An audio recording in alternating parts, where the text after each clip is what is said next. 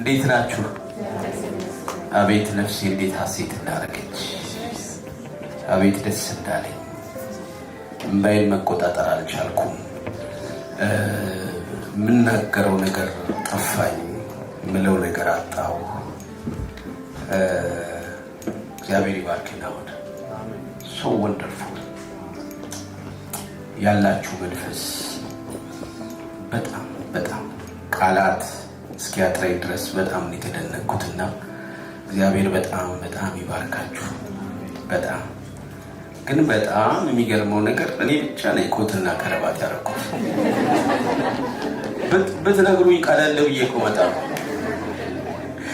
እኔም አጠፋሁ። ወጣት ጋር እንደምመጣ ረስቼዋለሁ። እና ብዙ ጊዜ ወደ አገልግሎት ከመሄዴ በፊት ያው ሀዊ 23 ዓመቷ ነው። የመጀመሪያ ልጄ ነች እና አብራይ ልትመጣ ነበረ። ግን ዛሬ ቸርች አገልግሎት ስላላት የምታገለግልበት ኦልሬዲ ስለምታገለግል አልደርስም አለችኝ። ስለዚህ ከእሷ ጋር መምጣት አልቻልኩም እና ብዙ ጊዜ እሷ ወደ አገልግሎት ከመሄዴ በፊት ያው ቼክ ታደርጋለች አለባበሴን እና ስለዚህ በነገራት ኖሮ እንደናንተ ቀለል አድርጋ ትልከኝ ነበረ።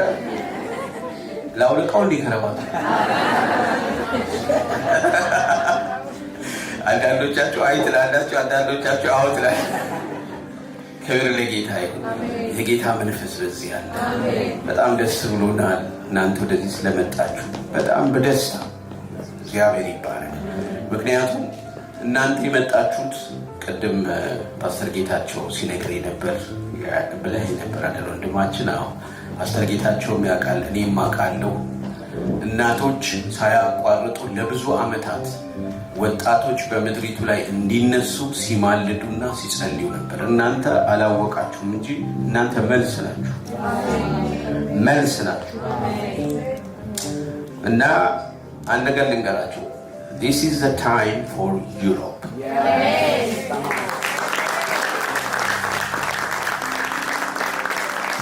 ይህ የእግዚአብሔር ጊዜ ነው። ሁኔታዎች ስለተገጣጠሙ አይደለም፣ ሁኔታዎች ወደዚህና ወደዚህ ስላሉ አይደለም። እግዚአብሔር ስለወደደ በእግዚአብሔር ዓላማ ነው ወደዚህ ምድር የመጣችሁት። እግዚአብሔር ስለፈለገ፣ እግዚአብሔር ስራ ስለጀመረ፣ እግዚአብሔር ዓላማ ስላለው የሚሰራው ስራ ስላለ በዚህ ምክንያት ነው ወደዚህ የመጣችሁት። ፓስተር አሊ እግዚአብሔር ይባርክህ። በስልክ አውርተናል ከኔ ጋር እና በጣም የተወደደ ሰው እንደሆነ አውቃለሁ። የሚገርማችሁ እኛ 21 ቀን ጾምና ጸሎት ነበረን። ላለፉት 21 ቀናት ጾምና ጸሎት ነበረን። ትላንትና ደግሞ አዳር ነበረን፣ አዳር ጸሎት ነበረን። ጌታ በጣም ረዳም። ብዙ ስለእናንተ ጸለየ እና ያው አዳር ላይ የነበራችሁ ሰዎች ታውቃላችሁ። 5 ላይ ነው የጨረስነው። 9 ጀምረን 5 ላይ ነው የጨረስነው። በጣም ብዙ ስለእናንተ ማልደናል። ወደ ጠዋት ወደ አገልግሎት ስትሄዱ ክብር ለጌታ ይሁን። የእኛ ጸሎት ከኋላችሁ ነበር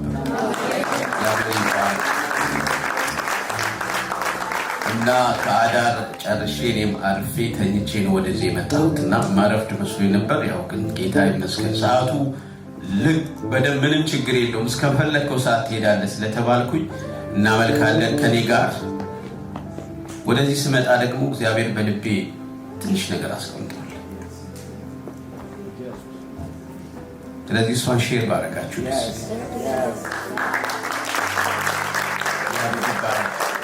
መጀመሪያ ጌታን አብረን እናመልካለን።